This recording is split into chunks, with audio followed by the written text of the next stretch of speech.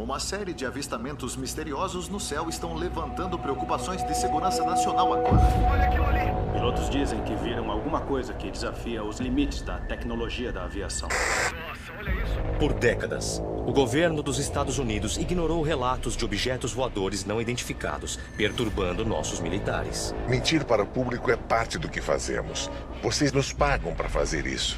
Finalmente, uma revelação inédita do Pentágono deixa uma coisa clara: OVNIs são reais. A Marinha Americana finalmente reconheceu que os vídeos que parecem mostrar OVNIs voando são reais. A Marinha diz que ainda não sabe o que são os objetos e as autoridades não estão especulando. Pela primeira vez, os militares quebram o silêncio. Nunca falei uma palavra sobre meu incidente por quase 40 anos. Com revelações chocantes. Não havia dúvida de que um objeto voador não identificado tirou nossos mísseis da rota. E encontros horríveis. Olha, eu nem consigo descrever com palavras. Parece um orbe, cara. Olha isso. Tá pulsando. Será que estamos preparados?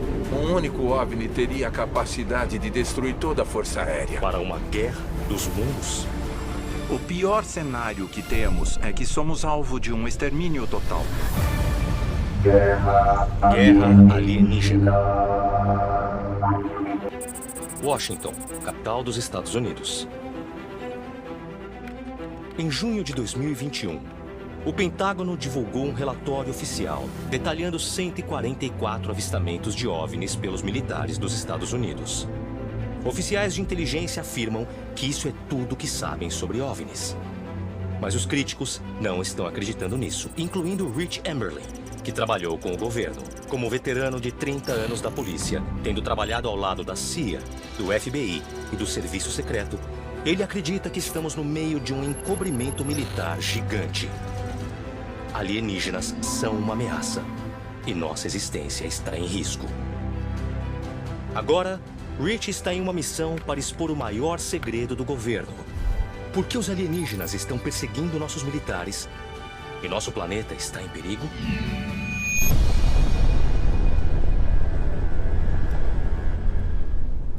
Newell, Dakota do Sul.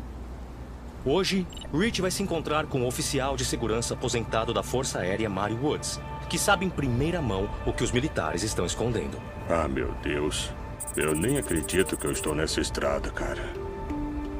Pela primeira vez em mais de 40 anos, Mario está retornando à base aérea de Ellsworth, o local de seu terrível encontro alienígena, que prova que os OVNIs são uma ameaça para todos nós. É inacreditável ver esse lugar. Eu sinto quase uma sensação de cautela, eu acho, e empolgação, tudo ao mesmo tempo. Por voltar e estar na estrada em que eu estava tantos anos atrás, quando isso aconteceu. Aposto que é estranho. É mesmo. E essa é a base, é a November One. Uau! Não acredito que ainda está aqui. Ainda é a mesma cerca, não acredito. 43 anos atrás. Meu coração está batendo a 1000 por hora agora. Nossa!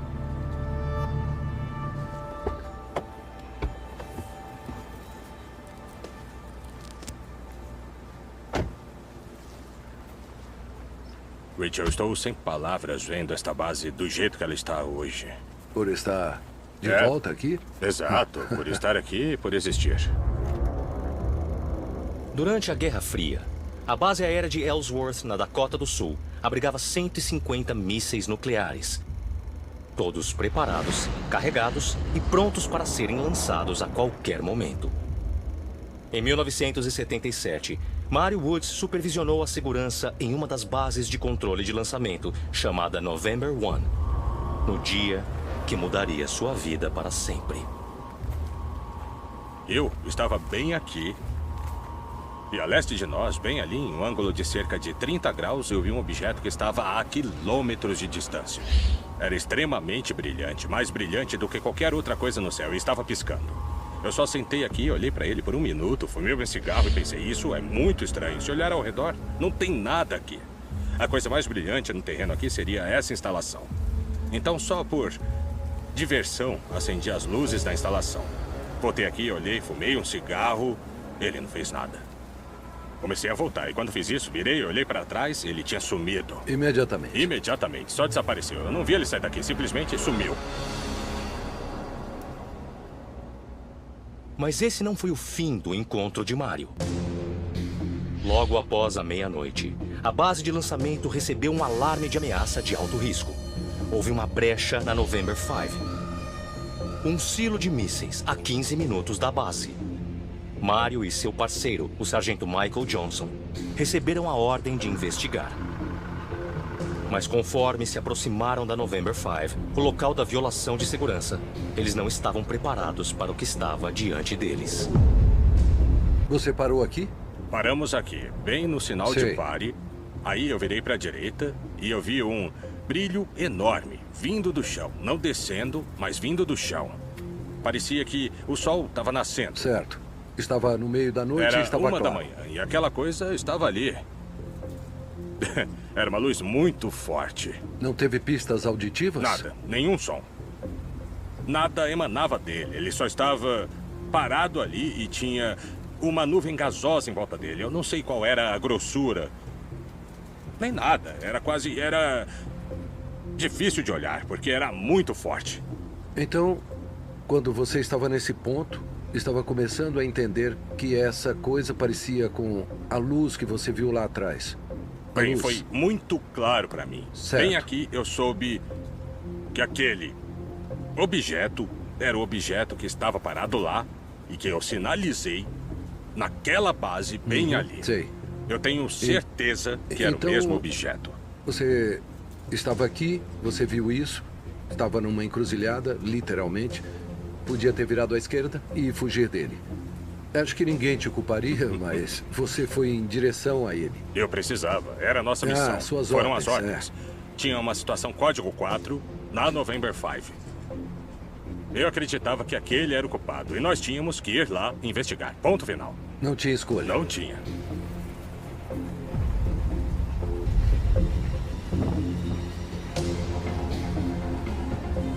Olha, faz muito tempo que eu vim aqui, Rich. Meu coração vai sair do meu peito agora. Então é isso aqui? É isso.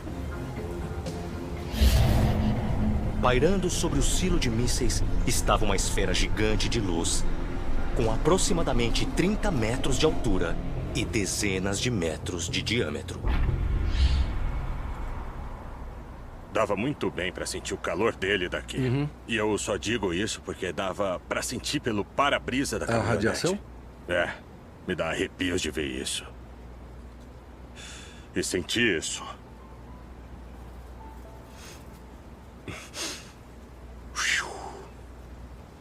Isso mexe muito com o meu coração, cara. Eu diria que é normal. Isso é um...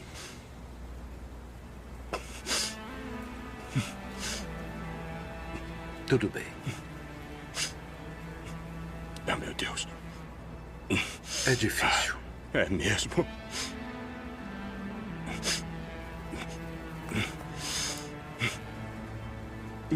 Esse é um desenho. E foi aqui onde paramos o carro. E essa é a cerca de proteção da base. Desenhos do Mário. Mário se lembra claramente de seu confronto paralisante com a sinistra esfera brilhante. Mas os eventos aterrorizantes que se seguiram permaneceram escondidos por muitos anos, até que um hipnólogo o ajudou a descobrir memórias ocultas. 22 de janeiro de 2016. Conforme você está deitado totalmente relaxado, sua mente começa a vagar. E isso remonta à época em que você estava no exército. Antes de qualquer coisa acontecer, você está sentado no veículo de patrulha. E o que aconteceu depois? Eu estava com medo de sair do carro. Eu deveria ter saído, mas não consegui. Eu estava com medo. Tá tudo bem, você tá seguro agora, Mário. Só estamos assistindo um filme. Tá bom? Respira fundo e... pausa a imagem. Parecia que a atmosfera tinha sido aspirada daqui. Tava ficando difícil de respirar? Não tinha oxigênio, não tinha ar. Aí eu acabei me apoiando na janela da caminhonete. Eu liguei minha lanterna e apontei para aquela coisa. Sem uma sequência, nada diferente da base de controle de lançamento de onde os mísseis eram lançados. E quase imediatamente, a pressão parou. Sentiu que tinhas comunicado com eles? Senti como se eu estivesse dizendo que... Veio em paz. Que vim em paz. Ver e interagir com o OVNI sobre o silo de mísseis nucleares foi chocante o suficiente. Mas havia mais para acontecer com Mario e com seu parceiro, o Sargento Michael Johnson. Um encontro paralisante com vários seres alienígenas. Então, quantos eram? 4. Tá legal. E um bem alto atrás deles. Qual era a altura dele? 1,80, talvez. Você pode descrevê-lo? Posso. Ele tinha uma cabeça longa. Tinha uma cabeça muito longa. E quando ele olhou para mim, ele conseguia ver tudo sobre mim. Os pequenos não incomodaram tanto quanto ele. Estávamos sentados aqui. E eu só lembro de sussurros. Foi tudo que eu ouvi. O que está ao seu redor agora? Eu estou em uma sala, uma área de inspeção. E estão me verificando. E eu pergunto, cadê o Michael? E eles me dizem para não me preocupar com isso. Eu vejo aquele infeliz alto. E ele está olhando para mim. Olhando para mim. Eu não gosto desse cara. Ele tem um uniforme com uns vincos nele. Tipo um oficial de patente, alguma coisa desse tipo. Esse cara alto realmente não é uma boa pessoa. Eu sinto um beliscão na parte de baixo do meu lado esquerdo. É como se alguém tivesse me segurado. É rápido e não é nada gentil. Ficou tudo preto. Tudo ficou preto a partir dali. Quando percebi, estávamos de 8 a 10 quilômetros naquela direção, em um lugar chamado Newell Lake, que é um reservatório para toda essa área. A segurança militar localizou o Mario Woods e o sargento Michael Johnson e os levou para serem examinados pela equipe médica. Uma vez liberados, eles foram instruídos a nunca mais falarem sobre essa experiência com ninguém. Nunca mais.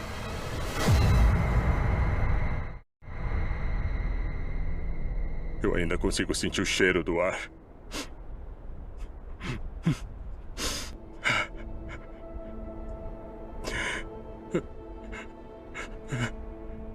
Eu nem consigo descrever com palavras. Seus sentidos ficam... Você nem consegue lidar com isso.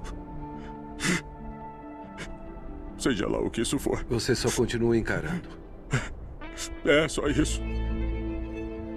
Sentiu que foi ameaçador? Mentalmente e visualmente, é tão avassalador que você não sabe o que temer, o que fazer, onde atirar. Nenhuma dessas coisas é a coisa certa. Isso não é a coisa certa a fazer. Você estava sem opções. É.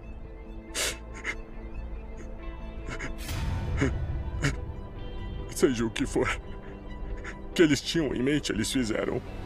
E vão continuar fazendo. Eles sempre fizeram. E ainda não terminaram.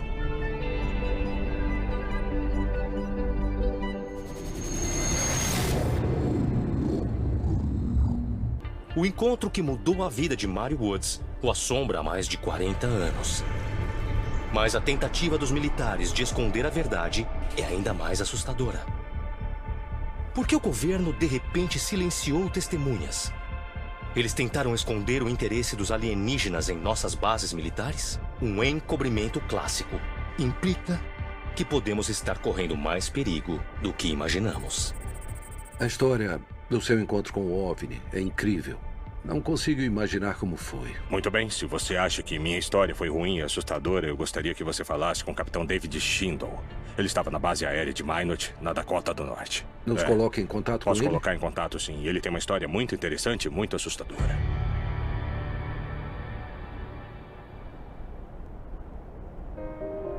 Assim como Mario Woods, o capitão David Schindel também foi silenciado pelos militares, quando um dos maiores pesadelos do mundo se tornou realidade.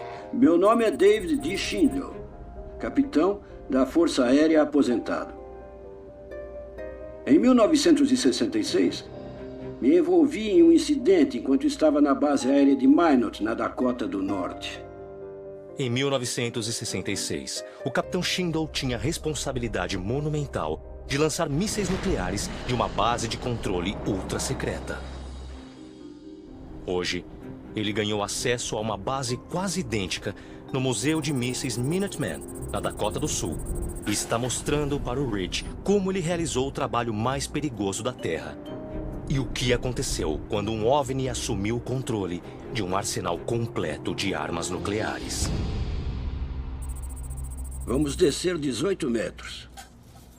18 metros? 18 metros. Por quê? Quer saber por que é tão profundo? Quero. É porque se fôssemos bombardeados, eles teriam que realmente nos tirar do subsolo. Então, quanto mais fundo fôssemos, melhor. Entendido.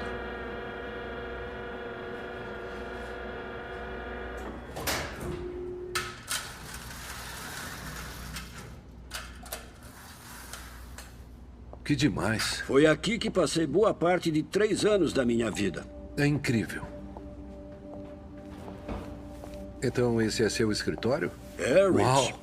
Esse é o lugar onde o vice-comandante da tripulação se senta e quando eles recebem uma mensagem do sistema de alerta primário para lançar os mísseis, sim, senhor, eles acessam esta caixa trancada, determinam quais mísseis vão lançar e temos 10 interruptores aqui, um para cada um dos 10 mísseis.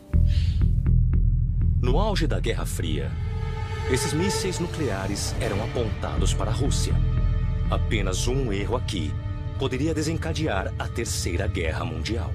Você era um jovem de 20 anos encarregado de mísseis que podiam destruir partes do mundo ou o mundo inteiro? É exatamente isso. Tínhamos uma tremenda responsabilidade. Certo.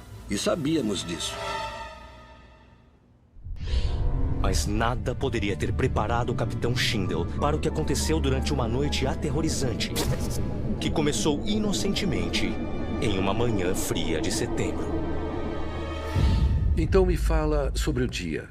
Acordou, estava tomando café da manhã, estava assistindo o noticiário no Minot e o que viu? Ouviu o apresentador do noticiário da TV falar sobre o fato de que os moradores de Mohall, na Dakota do Norte, viram luzes estranhas à noite. Eles atribuem isso a um OVNI. E as luzes estavam a oeste da cidade. E quando eu vi isso, pensei, meu Deus, eu estou escalado para servir na November 5, a oeste de Minot. Assim que o capitão Schindel chegou na base de controle, as notícias sobre o OVNI estavam circulando rapidamente. O gerente de segurança de voo, ele chegou perto de mim e falou, você ouviu o que aconteceu durante a noite? O gerente disse para o capitão Schindel que um OVNI misterioso em forma de disco, com cerca de 30 metros de diâmetro, invadiu os céus a oeste da base de controle de lançamento. Se percebia nas vozes e nos rostos deles que foi uma experiência muito, muito assustadora. E eles não queriam sair e se aproximar. De tão assustador. Por um breve momento, o OVNI ficou parado. Até que, de repente, desapareceu na pradaria. Mas o que aconteceu a seguir ia atormentar o capitão Schindel para sempre. Este é o painel de controle de lançamento no qual o comandante senta e monitora seus mísseis. Você pode ver que as luzes verdes aqui indicam que os mísseis estão prontos para serem lançados. A primeira coisa que vimos é que não tínhamos luzes verdes. Estavam apagadas, mas tinha várias luzes indicadoras ligadas, amarelas e vermelhas. Mas cada luz acesa era alguma coisa errada? Isso. E sem a luz verde eles não podiam ser lançados. Entendi. Momentos antes, os 10 mísseis nucleares estavam prontos para o lançamento. Mas, de repente, alguma coisa os desarmou, deixando não apenas os Estados Unidos, mas o mundo inteiro vulnerável para o ataque inimigo. Esse foi um problema muito sério, porque nunca tínhamos visto uma situação como essa antes. Não havia dúvida nenhuma de que um objeto voador não identificado tirou nossos mísseis da rota. O evento alucinante deixou o Capitão Schindler se perguntando se os Estados Unidos estavam enfrentando uma ameaça existencial de um novo inimigo. Se eles podem fazer isso, que tipo de ameaça eles são para nós? Se eles foram capazes de tirar nossos mísseis nucleares da rota, eu me perguntava todo dia sobre isso. O que mais eles poderiam fazer? Eles poderiam realmente remover nossas ogivas nucleares? E qual é o fascínio deles? Estão tentando preparar o campo de batalha, suavizar? É uma boa pergunta. Os militares têm esse tipo de problema há muito tempo, dessas coisas perturbando eles. Na verdade, meu comandante e eu fomos informados assim que chegamos à superfície na manhã seguinte que nunca mais deveríamos dizer nada sobre esse incidente. Nos disseram: para vocês, isso nunca aconteceu. Nunca mais falem sobre isso com ninguém, ou mesmo entre vocês. –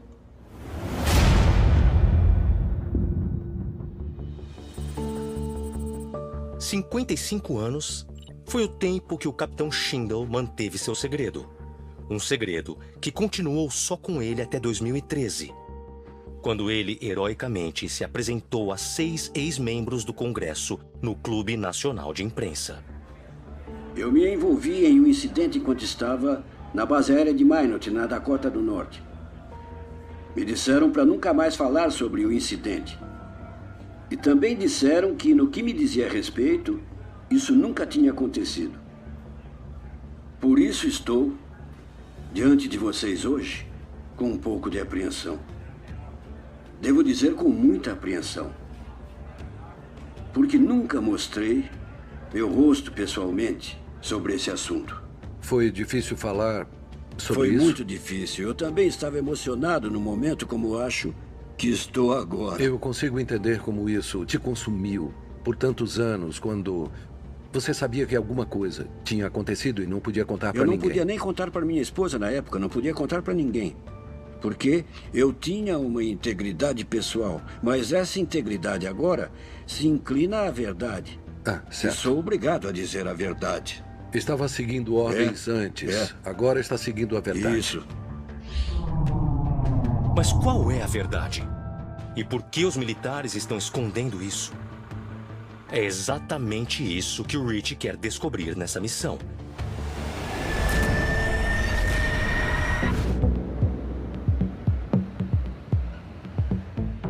Depois de se encontrar com o Capitão David Schindler, Rich Amberlin está convencido de que os OVNIs têm o poder de fazer uma guerra a qualquer momento.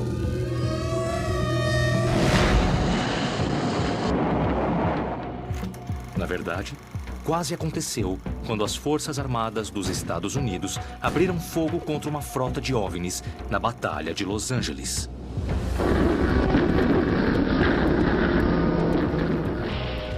Nas semanas avassaladoras que se seguiram ao ataque mortal a Pearl Harbor, muitos americanos temiam que uma invasão japonesa ao território continental dos Estados Unidos fosse iminente.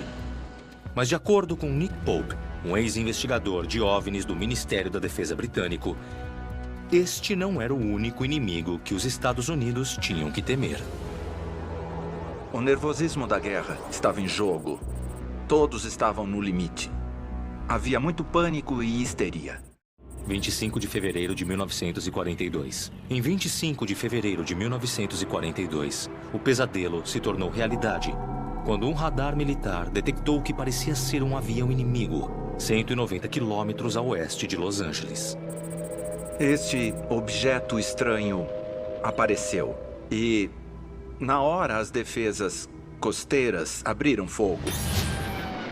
Enquanto Los Angeles entrava em pânico, um apagão obrigatório entrou em vigor, enquanto os militares dispararam mais de 1.400 cartuchos de munição no céu noturno. Naquela noite, durante a Batalha de Los Angeles, foi como um filme de Hollywood e havia caos por toda parte. Na manhã seguinte, a população acordou, esperando ver uma força de invasão japonesa na costa. Mas, para sua surpresa, foi exatamente o oposto. Nenhuma aeronave ou arma japonesa foi encontrada. Não havia evidências de que tivesse sido um ataque japonês, mas esse objeto estranho havia sido visto. Muitos acreditam que o objeto misterioso que causou pânico em toda a cidade era de fato um OVNI. Mas os militares negam veementemente tais acusações. O incrível para mim é que se foram os japoneses nos atacando, como conseguiram que os Zero japoneses, aqueles aviões, parassem no ar? Com uma luz brilhante, levassem 1.400 tiros e nunca fossem atingidos. E eles simplesmente foram embora. Até hoje, o que aconteceu na Batalha de Los Angeles continua um completo mistério. A Batalha de Los Angeles é um dos muitos incidentes históricos que os militares descartaram. Mas o que eles estavam tentando esconder? A reação do governo a esses incidentes de OVNIs é a tradicional negar, minimizar, desmascarar. Acho que a razão pela qual a CIA ou outras comunidades de inteligência encobririam essas coisas é que, do ponto de vista militar, eles não podem nos proteger e sabem disso. Na Segunda Guerra Mundial, os militares de repente perceberam que estavam enfrentando um novo adversário. E à medida que mais histórias de OVNIs surgiam, os acobertamentos do governo continuavam. O mais notório ocorreu em 1947, quando um acidente de OVNI ocorreu perto de Roswell, no Novo México. Pasadena Star News, encontrado disco voador. Roswell, Novo México. Roswell é literalmente o marco zero do fenômeno dos OVNIs moderno. A Marinha não possui aeronaves ou mísseis em forma de disco em nenhum desses programas. A própria Força Aérea admitiu oficialmente que existem discos voadores. Há 47 anos, uma coisa caiu no deserto, nos arredores de Roswell, no Novo México. E por 47 anos, o Pentágono mentiu sobre isso. Este foi o incidente em que alguma coisa caiu. Então, esse foi o dia em que fomos além das luzes no céu. E enfrentamos a realidade de uma coisa física. E os militares dos Estados Unidos admitiram esse fato. O surpreendente comunicado de imprensa rapidamente se transforma em manchetes em todo o mundo. Mas apenas 24 horas depois, o governo começa a repensar. No dia seguinte, mudaram a história. Disseram que era um balão meteorológico. Em vez de um disco voador, o governo agora sustentava que o objeto voador não identificado era um balão meteorológico. Obviamente, em um nível muito mais alto. Alguém disse, você não pode dizer que é um disco voador. Tem que inventar uma história para desmentir. Na minha opinião, o presidente dos Estados Unidos descobriu no dia seguinte e disse, se livra disso. E fizeram isso. A negação das Forças Armadas e do governo dos Estados Unidos do acidente de Roswell confundiu o público por quase 80 anos. As pessoas dizem, às vezes, você não pode manter um segredo tão grande. Pode sim. A história nos mostrou repetidas vezes que grandes segredos podem ser guardados.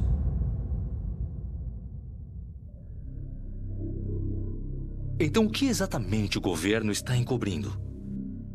Alguém que sabe a resposta é o Agente X, um ex-agente da CIA que concordou em falar com Rich, desde que ele possa manter sua identidade em segredo. É incrível que ele queira falar comigo porque é um grande risco falar sobre coisas como OVNIs. Agente X, ex-agente da CIA. Quando eu cheguei e trabalhei na sede, ninguém tinha uma mesa. Você sentava em qualquer lugar conveniente para sentar. Antigamente, nos anos 40, 50, durante toda a década de 60, as coisas eram empilhadas em caixas e gavetas de mesa. O lugar estava cheio de coisas e ninguém fazia ideia do que era. Quando a agência entrou na era moderna, os cubículos apareceram e certas coisas foram colocadas convenientemente em caixas de papelão pesadas e antiquadas. E essas caixas acabaram indo para um lugar na biblioteca chamado Coleção Histórica da Inteligência. Eu estava lá um dia e havia um rack de metal com muitas caixas. Eu estava olhando ao redor e vi uma que dizia Roswell. Pensei, uau, você está brincando? Eu abri E o que estava lá dentro eu não posso e não vou, em hipótese alguma, dizer a vocês o que eu vi especificamente. Havia materiais, papéis e outros itens. Eu garanto 100% com todo o meu coração que Roswell aconteceu. Tinha uma nave. Com certeza tinha cadáveres. Além disso, não sei para onde foi o resto. Ninguém sabe onde está. Se um OVNI realmente caiu em Roswell e cadáveres alienígenas foram recuperados, por que o governo abafou a informação? Rich se pergunta se os militares sabiam o que os alienígenas estavam planejando.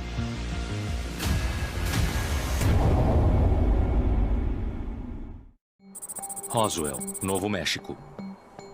Depois de saber do agente X a verdade sobre Roswell, Rich fica com uma pergunta persistente. O que os OVNIs estavam fazendo lá? Talvez os alienígenas tenham caído antes de chegar ao seu destino final. Eles poderiam estar indo para o campo de testes de mísseis de White Sands, a maior base militar do mundo, e o local de teste da primeira bomba atômica. A proximidade de White Sands, local secreto de testes de armas, o fato de ser bem próximo de Roswell, também não é coincidência. Para ajudar a determinar por que os alienígenas poderiam estar explorando White Sands, Rich relembra a década de 1940, quando o governo dos Estados Unidos autorizou pela primeira vez um programa de testes nucleares ultra-secreto chamado Projeto Manhattan. Seu objetivo era desenvolver a primeira bomba atômica do mundo. Em 16 de julho de 1945, seus esforços finalmente se concretizaram. Após 3 anos de pesquisa, a primeira detonação nuclear conhecida como Teste Trinity explodiu no deserto do Novo México.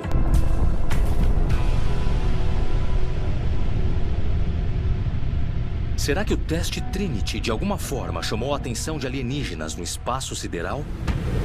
Foi por causa dele que eles tomaram conhecimento de nossas armas nucleares? Isso poderia significar que estão de olho nas nossas forças armadas?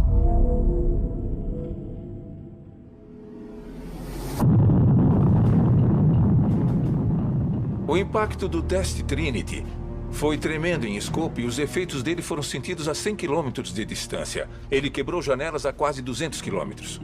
O Teste Trinity liberou uma força explosiva de 21 quilotons, equivalente a 10 mil toneladas de TNT. E criou um flash ofuscante de luz com uma gigantesca nuvem cogumelo de 11 mil metros de altura. Se coloque no lugar de um avião de guerra extraterrestre, olhando para a Terra. E eles veem o Teste Trinity.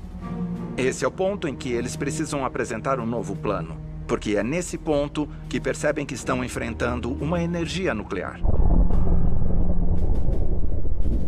A Terra agora tem armas nucleares e, com a tecnologia de mísseis, eles talvez tenham a capacidade de levar essas coisas ao espaço. 9 de julho de 1962. Em 9 de julho de 1962, a detonação de uma arma nuclear no espaço sideral se tornou uma realidade quando um teste conhecido como Starfish Prime foi lançado na ilha Johnston, 1.400 quilômetros a sudoeste do Havaí. O Starfish Prime foi um evento impressionante. Foi uma detonação a 400 quilômetros no espaço. E, de repente, aqui estamos. Não apenas detonando bombas nucleares no solo, mas no espaço. É como se tivéssemos aumentado as coisas. Então, esse é o ponto em que qualquer extraterrestre olhando para a Terra diz que esse é um planeta que precisa ser observado de perto. 100 vezes mais poderoso que o Teste Trinity. O Starfish Prime foi a maior arma nuclear já detonada no espaço sideral. Isso causou um pulso eletromagnético que apagou as luzes de ruas e levou à interferência de rádio. Isso realmente nos faz pensar no que estava sendo visto na outra dimensão. É como mandar um aviso e dizer: estamos aqui, podem chegar. Explosões nucleares podem ter atraído alienígenas ao nosso planeta.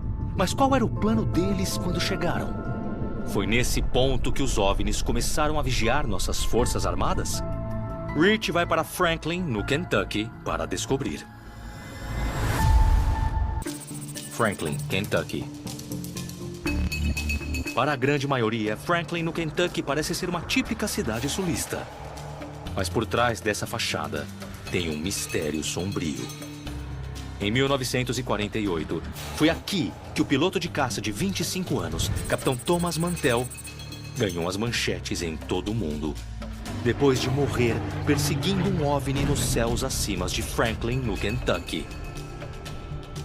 Por mais de 70 anos, seu trágico acidente de avião deixou a comunidade clamando por respostas, incluindo os netos de Mantell, Eric e Terry Mantell. Oi, pessoal. Oi, como é que você tá? Rich e Amberly. Eric Mantell, é um prazer. É uma honra conhecer vocês dois. 7 de janeiro de 1948. Rich acredita que eles podem ajudá-lo a entender até onde os militares vão para continuar escondendo a verdade sobre os OVNIs do público. Algumas das medalhas aqui são simplesmente incríveis. Uau. Para um cara que tinha quantos? 25 anos? 25, né? Ele já tinha 2 citações presidenciais para a unidade. Essa é uma medalha muito importante, a Cruz de Voo Distinto. Para alguém que tem 25 anos, já tem tudo isso, aquele cara era importante, ele ia longe. Um piloto competente, um herói. Isso só consolida quem ele era como piloto, como pessoa. Ele tinha 2 filhos e uma esposa por quem estava apaixonado. E ainda colocou sua vida em risco bem naquele dia. Em 7 de janeiro de 1948, os operadores da torre de controle da base aérea Godman, em Fort Knox, no Kentucky, receberam um relatório de um objeto voador não identificado voando sobre a base. Tinham muitas chamadas de todo o estado do Kentucky chegando no departamento de polícia. Nós vimos alguma coisa. É enorme, é metálico. O que é isso? Os controladores imediatamente mandam um rádio para a Guarda Aérea Nacional de Kentucky. O capitão Thomas Mantell, que lidera um voo de 4 aeronaves P-51, é enviado para investigar. Em poucos minutos, Mantell e seus alas se aproximam do objeto misterioso. Ele relatou que era brilhante, metálico, extremamente grande. Relatou ter visto janelas de observação. Mas então, Mantell dá uma ordem surpreendente a um dos pilotos em sua formação. Volte para a base e deixe seu avião preparado. O que significa que ele deveria preparar para atirar. É isso que eu sempre achei interessante, porque, para mim, essa é a maior prova de todo esse caso. Eles sabiam o que estava acontecendo, sabiam que era sério e eles não iriam atirar sem uma razão. A razão para ele pedir para atirar é que ele se sentiu ameaçado. E ele era um cara experiente. Ele não ia pedir isso, a menos que precisasse. Enquanto o outro avião se preparava para a batalha intergaláctica, Mantell subia cada vez mais alto em busca do OVNI. Então ele foi atrás dessa coisa e a cerca de 20 mil pés de altitude, eles perderam o contato. É aí que o mistério começa. O avião do capitão Mantell é visto pela última vez ao cair no chão, em um campo em Franklin, no Kentucky. A mesma cidade onde, ironicamente, ele tinha nascido apenas 25 anos antes. Uma das últimas pessoas a ver o avião foi o morador local Doyle Burnett, Tudo bem, senhor? que tinha apenas 7 anos, quando a aeronave P-51 caiu tragicamente do céu. Ouvi uma explosão. Olhamos para cima e vimos um avião descendo. Então, uma das asas se destacou do avião e atravessou o campo. A esposa de Doyle, Patsy, também testemunhou o acidente. Essa é a casa em que a senhora cresceu? É, foi aqui que eu cresci. E foi aqui que estava quando o avião Sim. caiu?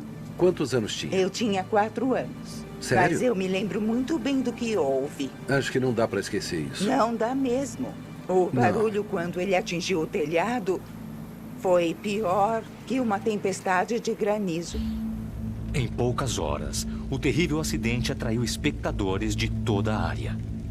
Enquanto a imprensa espalhava notícias de um avião militar que caiu enquanto perseguia um OVNI. Os militares apareceram? Sim, eles vieram em nossa casa. Nos acordaram no meio da noite e era uma noite muito fria. Bom, a minha mãe perguntou para os militares o que fez o avião cair. E a resposta padrão foi que ele voou muito alto e ficou sem oxigênio.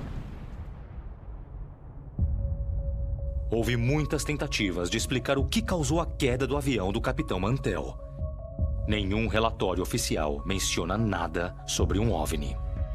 Isso nos faz ter mais perguntas que respostas. Então, saiu um relatório dizendo que ele Depois deste?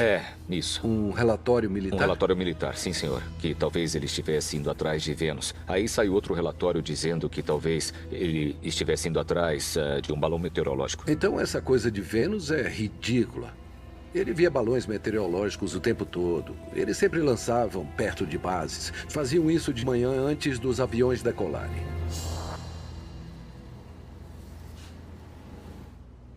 Este é um pedaço do avião do seu avô que eles recuperaram da cena do acidente. Isso é incrível. Isso é muito emocionante para mim. Claro que é. Como não seria? É emocionante para mim e eu nem o conhecia? Embora o Capitão Mantell esteja imortalizado para sempre na história de Franklin, no Kentucky, agora seus netos finalmente têm a oportunidade de prestar homenagem ao seu grande sacrifício. O morador de Franklin, Joe Phillips, se ofereceu para levar Eric e Terry ao local do acidente, onde seu avô, um verdadeiro herói americano, perdeu a vida perseguindo um OVNI.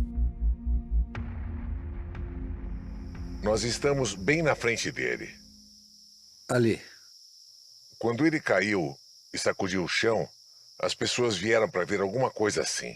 Foi um dia terrível. Eu tô sentindo muitas emoções ao mesmo tempo nesse momento. Saber que estamos bem aqui, nesse local, significa muito. Não só para o Eric e para mim, mas para toda a nossa família. O avião dele, o PF-51, estava bem aqui onde estamos. O que é incrível. Eu só queria saber o que ele estava pensando. Sabe, para ter feito isso. Temos aqui o Thomas Mantell, que serviu no dia D.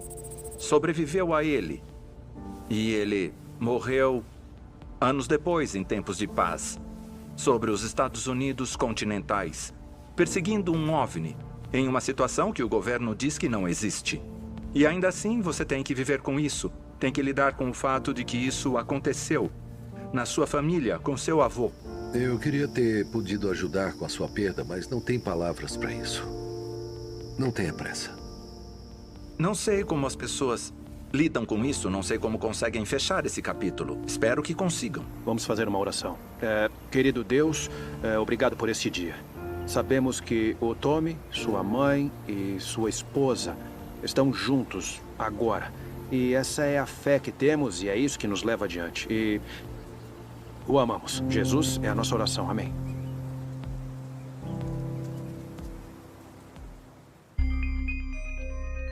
O mundo talvez nunca saiba o que o Capitão Thomas Mantell encontrou a 25 mil pés no ar. Sua morte poderia ter sido um aviso de que o pior ainda está por vir? E se sim, Rich quer saber. Os militares estão preparados para revidar?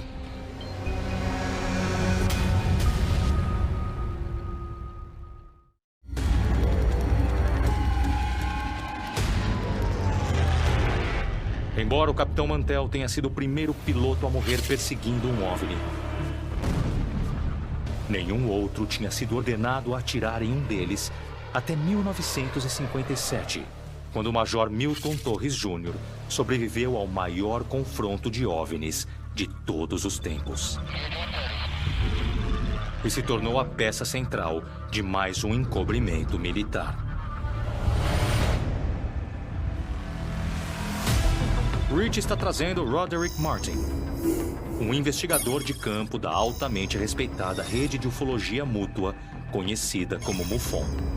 Depois de testemunhar um OVNI perseguindo um caça da Força Aérea aos 12 anos, Roderick fez uma longa jornada para descobrir por que os alienígenas estão perseguindo nossos militares.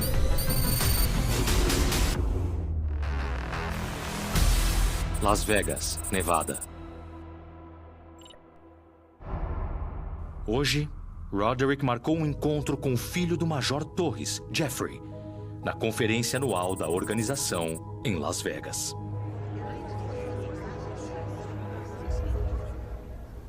Jeffrey, obrigado por se encontrar com a gente hoje.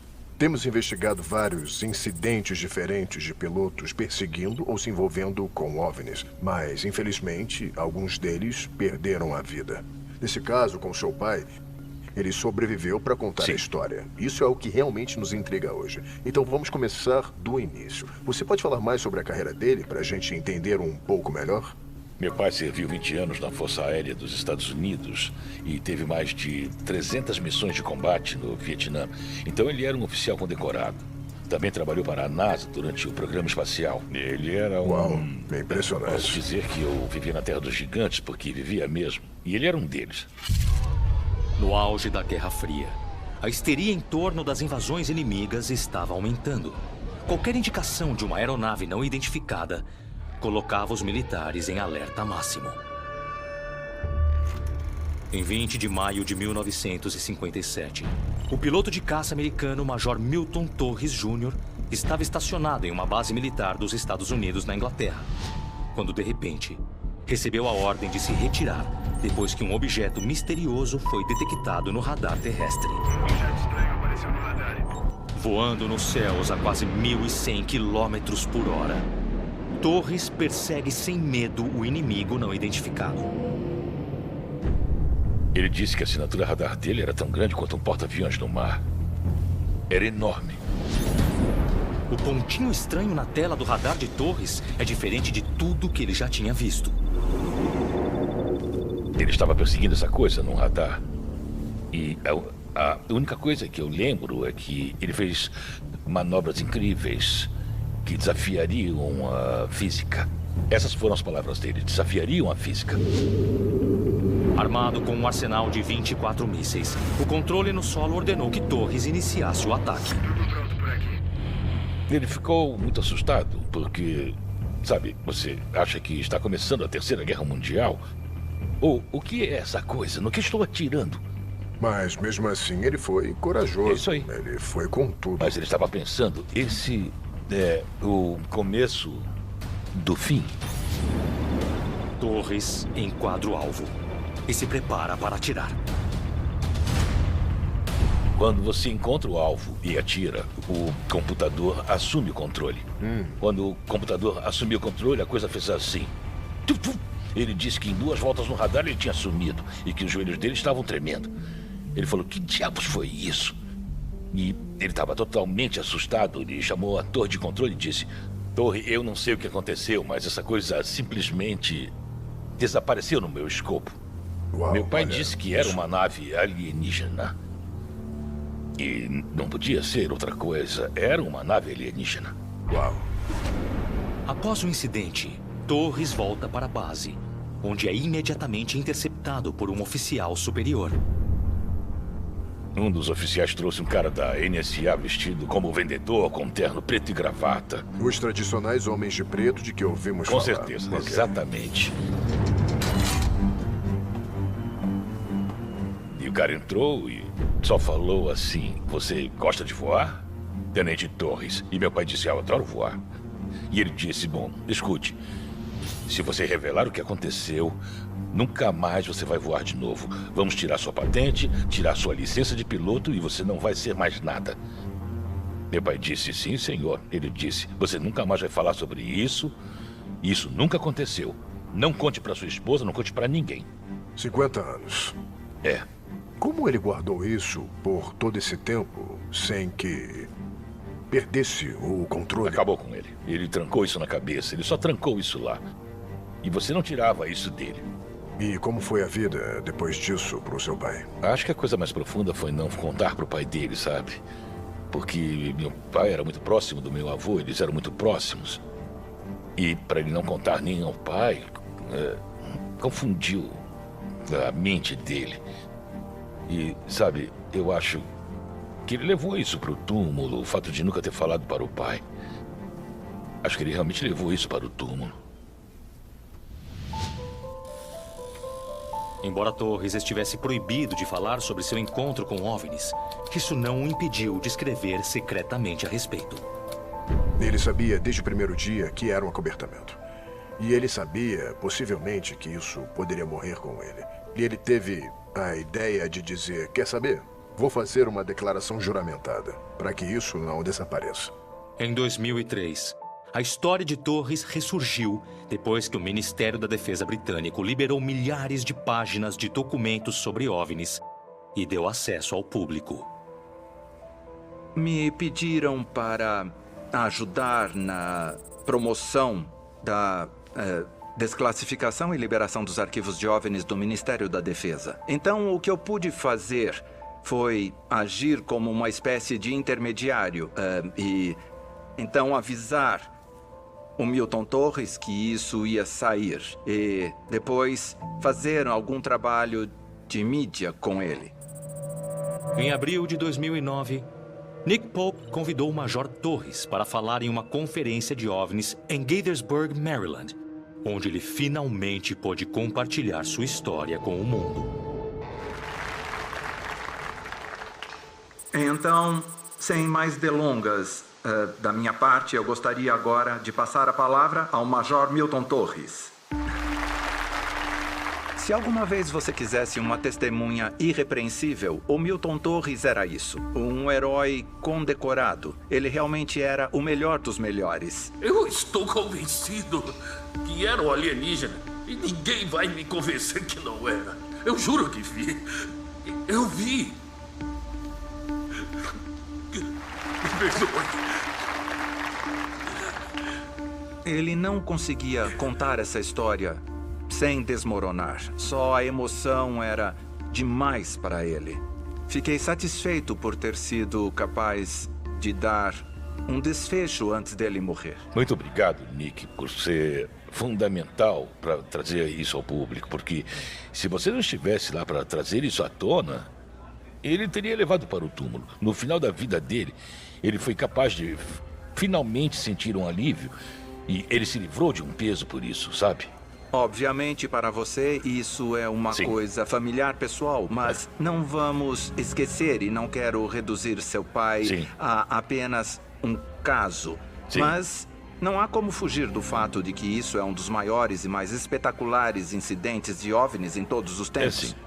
As pessoas falam sobre Roswell e outros grandes casos, mas esse está com eles. O que poderia ser maior e mais impactante do que receber ordens para atirar em um OVNI? Esse é um assunto que, ao longo dos anos, foi extremamente estigmatizado e ridicularizado também. E tenho certeza de que muitos de vocês na plateia sentiram a parte mais difícil disso. Mas vejam onde estamos agora. Instruções classificadas no Congresso, vídeos e fotos da Marinha dos Estados Unidos, divulgados e oficialmente endossados e confirmados. Esse foi um verdadeiro alerta para a mídia, para o público, para a base política. Alguns desses avistamentos são motivos de preocupação. O que isso significa é que vocês não são e nunca foram os loucos dessa história. Vocês são as pessoas que estavam certas. O público deve se preocupar. Tenha em mente que o público e a mídia viram é só um resumo desclassificado. As pessoas já viram instruções classificadas sobre isso e saíram chocadas. Após a conferência da MUFON, Roderick conclui que se os militares ordenaram que o Major Torres abrisse fogo, eles deveriam saber que os OVNIs são uma ameaça. Mas como saberemos se é uma invasão alienígena? Que hora para esse assunto? Quer estejamos falando sobre os avistamentos da Marinha, quer estejamos falando sobre as instruções para o Congresso, quer estejamos falando sobre questões específicas, como OVNIs e armas nucleares. Isso é uma questão que está de volta à vanguarda disso, com muitas coisas acontecendo e muitas coisas sendo planejadas. E é um aspecto disso, desse assunto que é intrigante e perturbador. Esse é um assunto que, ao longo dos anos, foi extremamente estigmatizado e ridicularizado também. E tenho certeza de que muitos de vocês na plateia sentiram a parte mais difícil disso. Mas vejam onde estamos agora. Instruções classificadas no Congresso, vídeos e fotos da Marinha dos Estados Unidos, divulgados e oficialmente endossados e confirmados. Este foi um verdadeiro alerta para a mídia, para o público, para a base política. Alguns desses avistamentos são motivos de preocupação. O que isso significa é que vocês não são e nunca foram os loucos dessa história. Vocês são as pessoas que estavam certas. O público deve se preocupar. Tenha em mente que o público e a mídia viram era só um resumo desclassificado.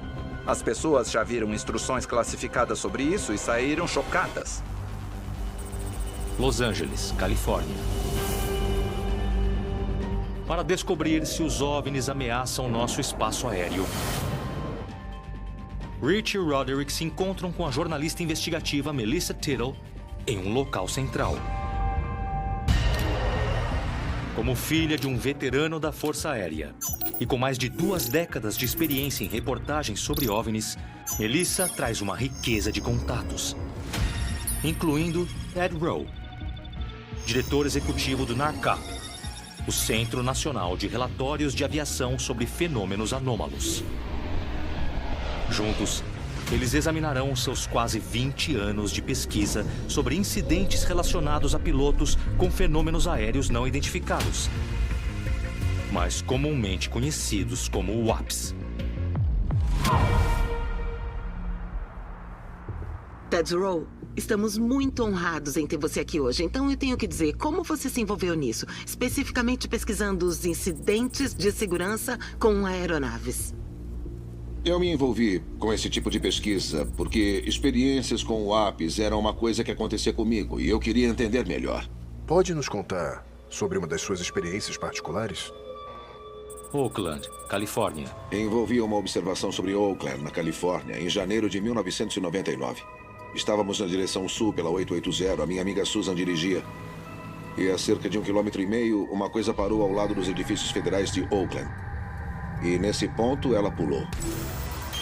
Ela se movia mais rápido do que uma piscada. Tudo que eu vi foi um cilindro, com cerca de 10 metros de comprimento, eu acho. Tinha 2 luzes grandes brancas embaixo.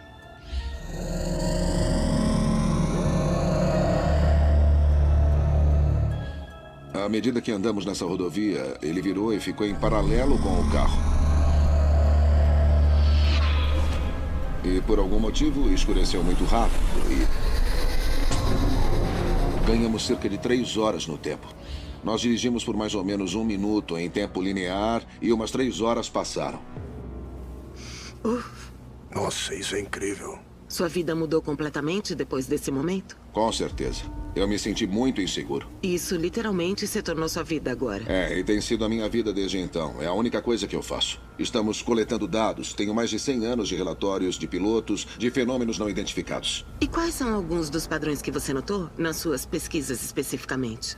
Os pilotos geralmente relatam 4 variedades básicas de WAPs. Eles relatam bolas de luz, relatam esferas, cilindros e discos, formas geométricas comuns. Existem outros, mas esses são os principais que vemos. Bolas de luz compuseram quase 50% dos casos de que temos conhecimento até hoje. E quais são as interações com os pilotos e as bolas de luz? Tivemos relatos deles chegando e rolando por cima de aeronaves. Outros tipos de observações incluem virem até você de certa distância e passarem por você. Mas parece haver um aspecto pessoal no ritmo da aeronave. Um aspecto pessoal? Chegar ao lado da aeronave e ficar com ela, então há uma qualidade interativa entre ele e a aeronave, versus alguma coisa que só está passando e que você viu. E por que estão voando ao lado das aeronaves? Por que estão tentando interagir com elas? Meu palpite é que estão coletando informações. Qual você acha que é a mensagem? Olha o que podemos fazer. É meio assustador. É muito sério. Devemos prestar muita atenção nisso, não é uma brincadeira. E isso não parece bom. Temos falado muito sobre incidentes militares, mas você acha que os pilotos comerciais estão se apresentando? Sim. Na verdade, temos o Sr. Eric Delgado, que foi um piloto que teve um encontro com o AP que eu investiguei. Ele tem mais de 30 anos como piloto. Ele tem uma carreira militar e está disposto a se apresentar e falar um pouco sobre essa história. Que tal uma videochamada com ele? Vamos nessa. Vamos nessa. Alô? Oi, Eric. Pode compartilhar com a gente um pouco sobre o que aconteceu? Meu nome é Eric Delgado. Eu sou capitão do Boeing 767 de transporte de carga no sul dos Estados Unidos. Nosso destino era Memphis. O primeiro oficial e eu estávamos falando sobre a viagem. Eu olhei por cima do meu ombro esquerdo e vi uma luz branca enorme. Liga a luz traseira. Ah, tá ligada, tudo bem. É por isso que eu pensei que era um avião, porque estava girando na nossa direção. Aí eu pensei, meu Deus, ele está descendo na nossa direção. E isso realmente me assustou. Coloquei minhas mãos nos controles de voo e nos aceleradores e estava esperando que o TCAS, o Sistema Anticolisão de Tráfego da nossa aeronave, começasse a mandar a gente descer. Eu estava muito assustado e com o coração disparado. Parece um orbe, cara. Olha isso, tá pulsando e não tá no TCAS. Vira a chave do TCAS para cima e vê se aparece alguma coisa na tela. Esse sistema que avisa sobre o tráfego ao redor ou perto da nossa aeronave não estava funcionando oralmente e não estava representando nada visualmente. Isso é um objeto voador não identificado. Caramba, isso é bizarro. E foi então que eu percebi, meu Deus, é um objeto voador não identificado. E eu fiquei tipo, eu vou há quase 30 anos da minha vida e nunca vi nada assim. Isso é fenomenal, cara. Olha isso. Aqui está o nosso avião e não tem nenhuma marca no TCAS. Tem o clima a uns 60 quilômetros da asa esquerda. Era impressionante. Uau. Não tinha como competir com aquela velocidade e capacidade de manobras. E se tivesse algum tipo de arma nele, talvez fosse energia de plasma ou algo assim, porque um míssil pareceria muito desatualizado. A ameaça é real. Estamos em apuros. Se esses caras quisessem, eles seriam muito mais rápidos que nós. Se fôssemos associá-los a uma dominação, um golpe, por assim dizer, em uma escala de 1 a 10, com 1 sendo o mais leve e 10 o pior, seria 9. Sobre o que eles estão fazendo aqui, seu palpite é o mesmo que o meu. Bom, apreciamos seu serviço e seu tempo. Obrigado pelo serviço. Foi um prazer, foi bom conhecer vocês. Quando alguém como o Eric aparece, ele é uma pessoa confiável. Está aqui para dizer o que viu. Histórias de UAPs, de bolas de luz, remontam a décadas. Na verdade, eu trouxe algumas fotos. Esta é uma fotografia de uma bola de luz sobre a Ilha Catalina, tirada em 1947. E esta é uma foto do encontro do Sr. Delgado no ano passado. Uau! Olha como são parecidos. Então essas duas fotos foram tiradas com mais de 70 anos de diferença e parecem praticamente iguais. Iguais. O que acha que estão monitorando? É o nosso progresso como humanos ou a nossa tecnologia? Acho que estrategicamente estão aqui para ocupar. E estão fazendo isso como parte de seu padrão geral de colonização ou expansão. Eles são uma ameaça? Acredito que sim. Eles nos superam em todos os níveis. Não respeitam limites. Podemos estar lidando com um evento de nível de extinção. Pode ser muito ruim. Uau. Se os alienígenas decidirem começar uma guerra e dominar nosso planeta, a humanidade terá uma chance de lutar? Ou uma invasão será o fim do mundo como o conhecemos?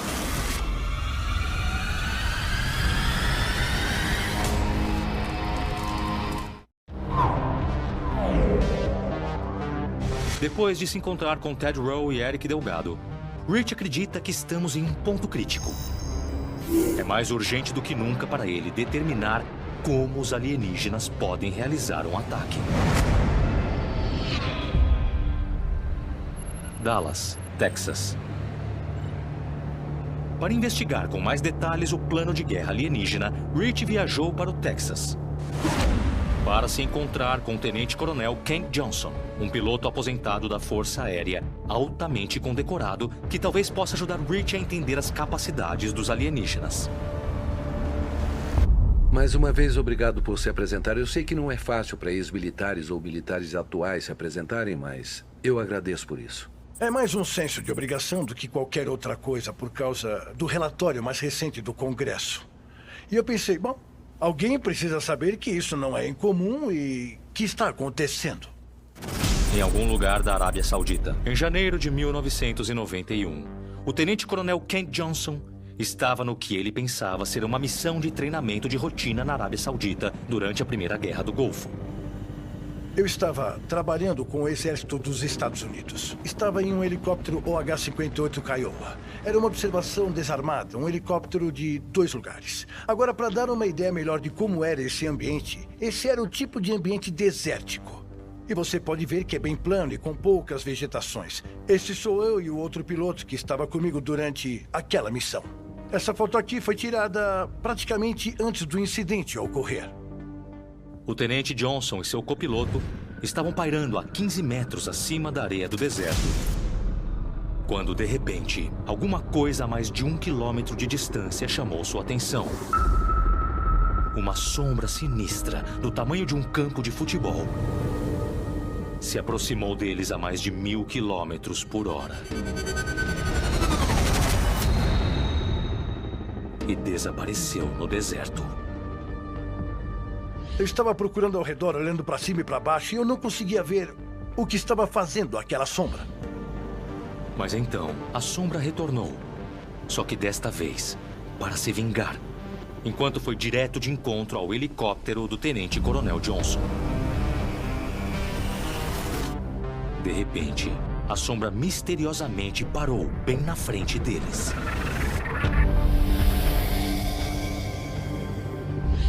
Quando ele parou, estava reagindo a nós porque estávamos entrando em sua trajetória de voo. E ela pisou no freio? Completamente. Essa coisa violava o que entendemos pelas leis da física. Seria como colidir com uma parede de concreto ou uma montanha de granito a 30 mil quilômetros por hora. Isso teria um efeito em tudo e em todos ao redor. Uau! Deixa eu te mostrar uma coisa que eu acho que você vai gostar. Para descrever melhor o que estávamos vendo no que diz respeito à sombra, a borda nítida dela, se você visualizar alguma coisa voando em altitude, a sombra vai ficar muito borrada. Mas à medida que ela se aproximar da superfície, ela vai ficar mais nítida, mais bem definida. E nesse caso em particular, ela estava muito bem definida. Então indica que estava muito próxima do solo. Isso é uma ameaça? Essa é uma boa pergunta. Uma pergunta muito boa, porque não sabemos. Tudo o que posso dizer é que, se eles têm intenções hostis, que chance nós temos? O que você acha que foi? Poderia ter sido um OVNI camuflado. O problema é que, como não sabemos exatamente o que é e o que faz funcionar, quem o controla, que tipo de tecnologia envolvida, pode ser uma ameaça se ele quiser.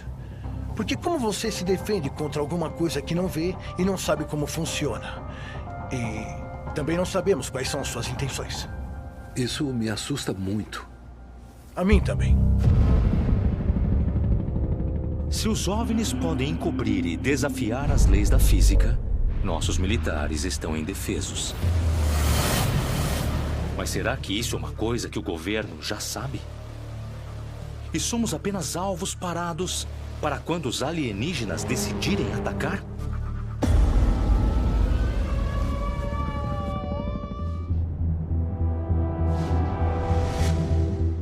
Depois de se encontrar com o tenente-coronel Kent Johnson, Rich percebe que as capacidades ofensivas dos alienígenas superam qualquer uma das nossas tecnologias atuais. Se os alienígenas decidirem atacar, não vamos ter chance. Eles não só podem derrotar os militares, mas destruir todo o planeta.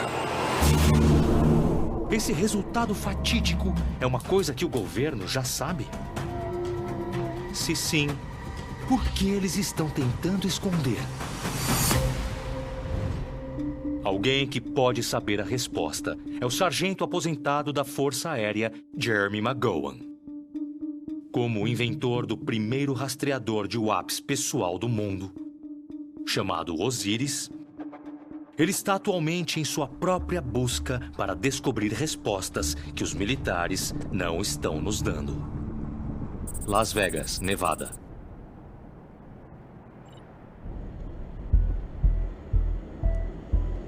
Rich pediu para Roderick Martin encontrá-lo em sua cidade natal, Las Vegas. Cara, esse carro é muito legal. Muito obrigado. Você é tipo um cientista maluco. Eu tenho que falar. Isso aqui parece o filme dos caça-fantasmas pra mim. Esse carro foi comparado ao Ecto 1 algumas vezes. É meio que a versão da vida real. Só que em vez de caçar fantasmas e monstros, eu tô procurando potenciais swaps. Jeremy viajou pela América do Norte com o Osiris, que é equipado com um radar especializado, um magnetômetro, para detectar qualquer campo magnético emitido por OVNIs, e um acelerômetro, para identificar qualquer movimento no céu. O objetivo desse veículo é descobrir a verdade que eu acho que nunca vamos conseguir do governo dos Estados Unidos. Eu servi na Força Aérea por 12 anos. A gente recebia ligações para fazer as malas, entrar em um avião e sair sem aviso prévio, porque éramos uma base de alta mobilidade. Em março de 1995, o sargento McGowan foi enviado ao Oriente Médio para realizar uma operação secreta em algum lugar do deserto da Jordânia. Eu fui transportado para o meio do deserto. E as únicas coisas que estavam lá eram uma tenda e um caixote de madeira gigante. Nesse momento, você pensou no quê? Eu não sabia no que pensar. Aquilo era simplesmente estranho. Eu tinha participado da tempestade no deserto. Eu tinha visto um combate lá. E aquilo não era nada parecido com o que eu estava acostumado. Mas você não deve fazer perguntas, só deve fazer o que mandam. Agora, é uma prática comum que você seja informado antes de ir para uma situação como essa? Nós não tínhamos nada. Não tinha nenhuma papelada. Não tinha nada. Minhas ordens foram: não chegue perto do caixote, não deixe ninguém chegar perto. Se alguém se aproximar, atire. Então essa foi uma ordem séria. Eu estava armado com 240 cartuchos de munição para o meu rifle. E tinha 18 cartuchos de granadas de alto explosivo comigo. E quanto tempo isso durou? Eu fiquei 3 dias e 3 noites. 24 horas? 24 horas. Não tinha fiscalização, não tinha militares andando, não tinha ninguém. Então eu subia no caixote, sentava nele e até deitava nele. Uma noite, enquanto cuidava do misterioso caixote, Jeremy teve uma experiência que mudou sua vida, que ele nunca se esqueceu. O céu estava cristalino. Você podia olhar para cima e ver toda a Via Láctea passando na sua frente. Eu estava sentado lá, observando as estrelas com meus óculos de visão noturna. Enquanto eu estava inclinando para trás e olhando para cima, eu vi um ponto de luz brilhante que veio da parte de trás. Disparou para cima, diretamente para cima de mim. Fez uma curva de 90 graus para a esquerda e disparou em seguida. Em menos de 2 segundos. Quando ele fez a curva, ele não fez um movimento. Não diminuiu a velocidade. E ele começou a repetir e fez de novo, de novo e de novo. Uau! E o que estava pensando? Eu não sabia o que pensar. Tinha visto uma coisa que desafiava a minha compreensão das leis da física dos voos. Podia ter sido uma estrela cadente? Estrelas cadentes não fazem curvas para a direita. Ok. Não em ângulos retos. Não tinha aeronaves, porque estávamos em uma zona restrita para a aviação. Uma zona inoperante de viagens aéreas. Agora que você tinha visto isso, precisava ser relatado. Eu não podia. Eu não podia contar para ninguém. Durante anos, Jeremy se perguntou o que exatamente havia naquela caixa. O misterioso avistamento de OVNIs no deserto da Jordânia estava de alguma forma conectado ao seu conteúdo? Em 2019, Jeremy finalmente recebeu uma resposta, que também apontou para um acobertamento do governo. Acabei descobrindo um cara que estava ligado ao SEAL Team 4.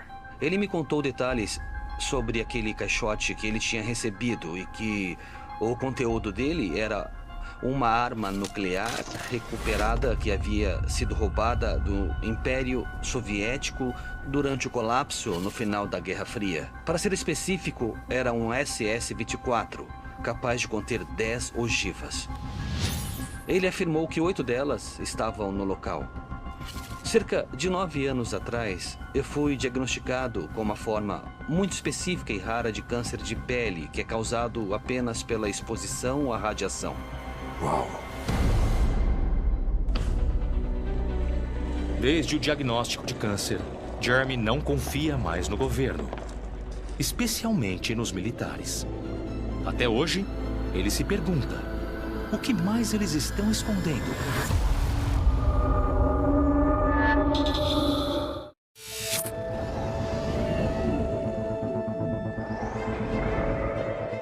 A tentativa do governo de encobrir a ameaça em nossos céus foi documentada ao longo da história.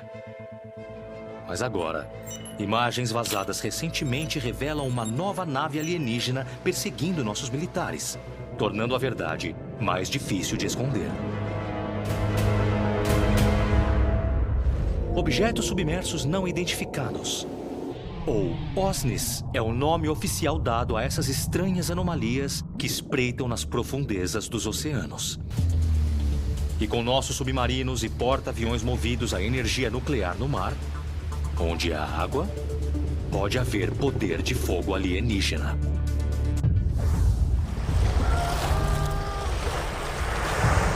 Se tem alguém que sabe sobre ameaças mortais escondidas debaixo d'água, é o subtenente aposentado da Marinha dos Estados Unidos, Carson Shoemake.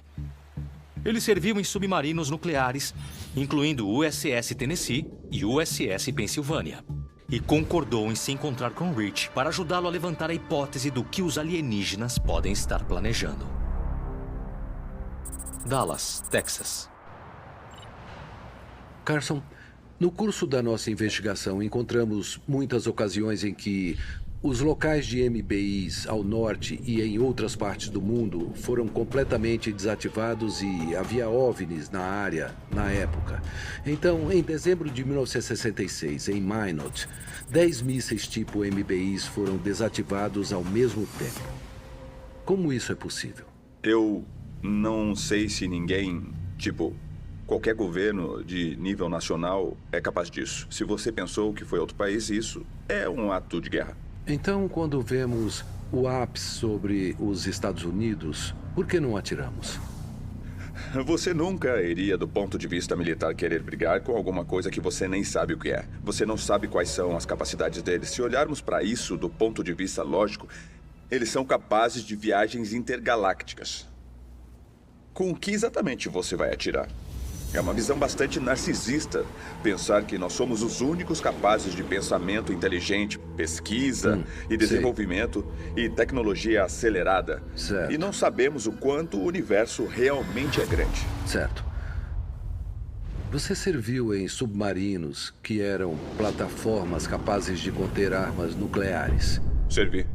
Já aconteceu alguma coisa fora do comum? Já, eu mesmo vi algumas anomalias de alta velocidade. Embaixo d'água? Embaixo d'água. Uau! Então, quando você olha para o sonar, temos telas uma em cima da outra.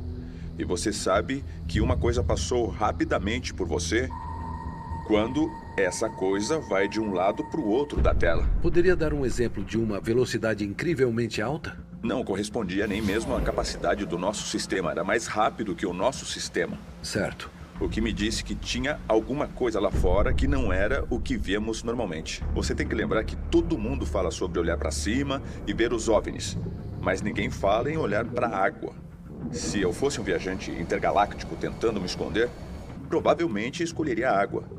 E nem temos todo o oceano mapeado. Existem grandes partes do oceano que nem são verificadas inteiramente. Eu achava que ele era totalmente mapeado. Não. Vocês ouvem barulhos o tempo todo? Ouvimos.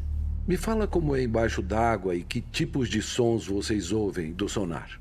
Eu tenho alguns aqui no meu celular. Eu não posso compartilhar todos os sons com você, porque alguns deles são controlados, classificados e tudo mais. Esse aqui é o som de uma baleia. Uau, é mais alto do que eu esperava.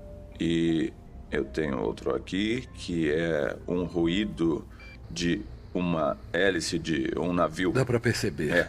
É bem óbvio.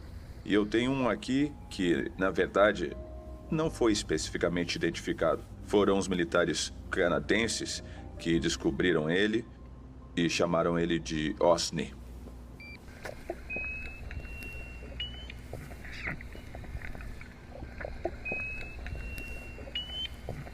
Parece com alguma coisa que já tenha ouvido? Não.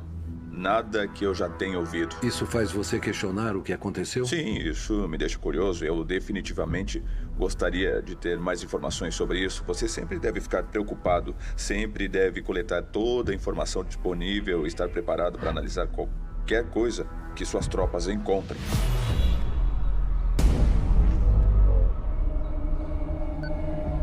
Para saber mais sobre OSNIs e suas capacidades, Rich enviou Melissa Tittle para se encontrar com alguém que realmente ficou cara a cara com um durante seu tempo na Marinha dos Estados Unidos.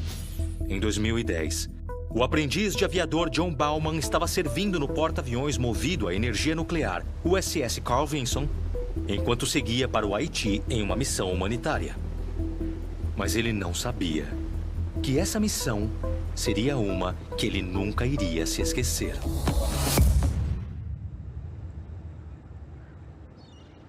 San Pedro, Califórnia. Me conta sobre aquele dia. Então, aquele dia era um dia bem calmo e não tinha muita coisa acontecendo. E eu ia fazer uma pausa, eu estava a este bordo do barco. E aí eu notei que embaixo de mim tinha um objeto que lembrava a forma de uma bala. Não era um submarino que você já tinha visto antes? Era completamente diferente? Ele não tinha muitos recursos que pudessem compará-lo com um submarino de verdade. Normalmente você tem o mastro do submarino que sai da água. Nessa situação em particular, parecia só um objeto sólido. Pode me mostrar como era? Sim, com certeza. Tá bom. Tinha uns 6 metros de comprimento e ia da esquerda para a direita. E quando ele fez isso, na direção em que estava se movendo, a parte da frente entrou no objeto e desapareceu.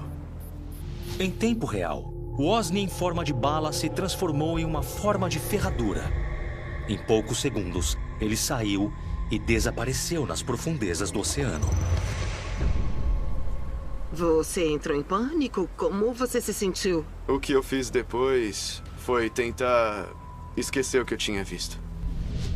O estranho encontro permaneceu com o oficial Bauman, porque ele acredita que nossos inimigos, sejam deste mundo ou não, são coisas ou alguém que ignoramos por nossa conta e risco. E se fosse alguma coisa de fora desse planeta e eles estivessem verificando o seu porta-aviões? Isso também não seria meio suspeito? Que eles pudessem estar fazendo isso por razões problemáticas?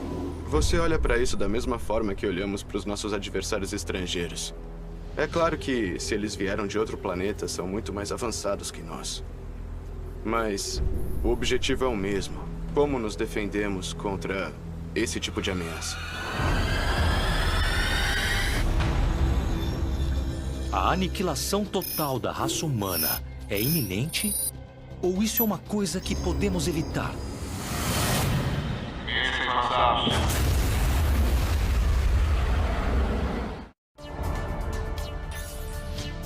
Até recentemente, a superinteligência alienígena estava em grande parte fora dos limites do estudo científico sério.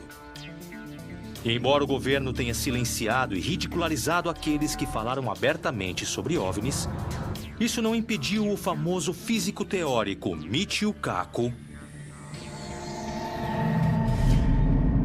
que acredita que os alienígenas talvez sejam a maior ameaça da humanidade. Cidade de Nova York.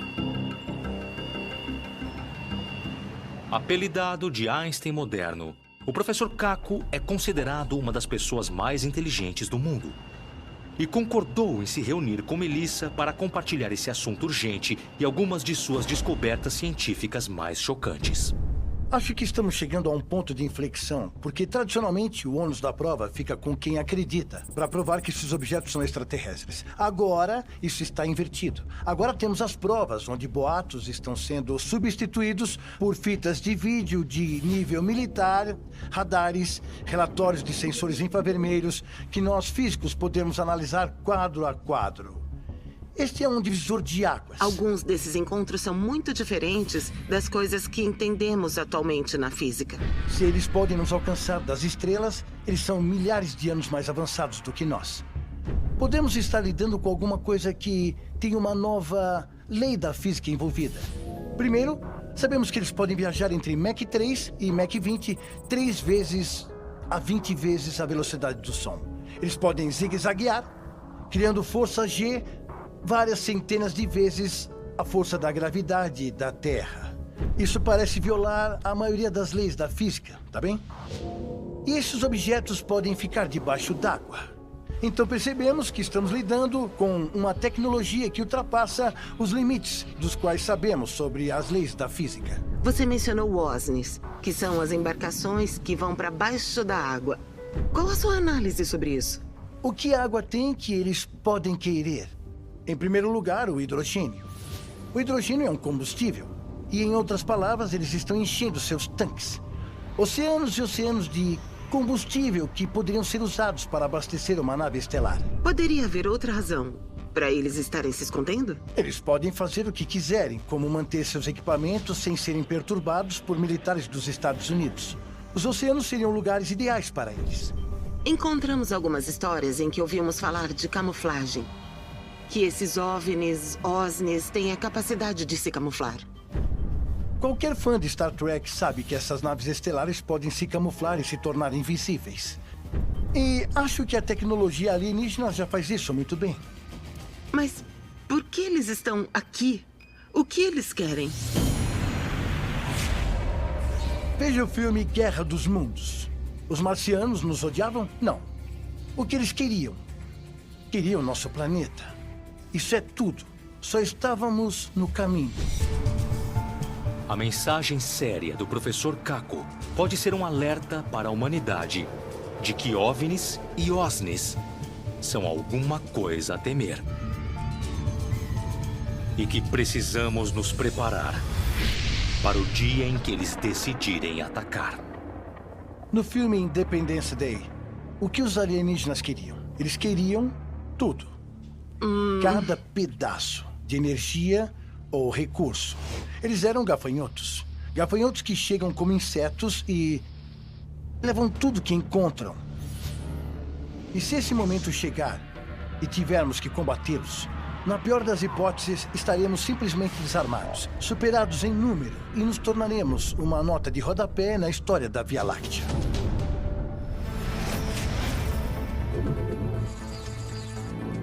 Quando há um adversário em potencial nos nossos céus, com tecnologia que vai muito além de qualquer coisa que temos, como poderíamos não sentir medo? E se isso, de repente, acelerar de uma guerra de tensão para uma verdadeira guerra de tiros? Se eles não estiverem preocupados conosco, estamos em apuros. Vimos suas ações, vimos as coisas que eles fizeram. Se ignorarmos isso, estamos por nossa conta e risco. Os fenômenos de OVNIs afetam a todos nós. Espero sinceramente que estejamos preparados.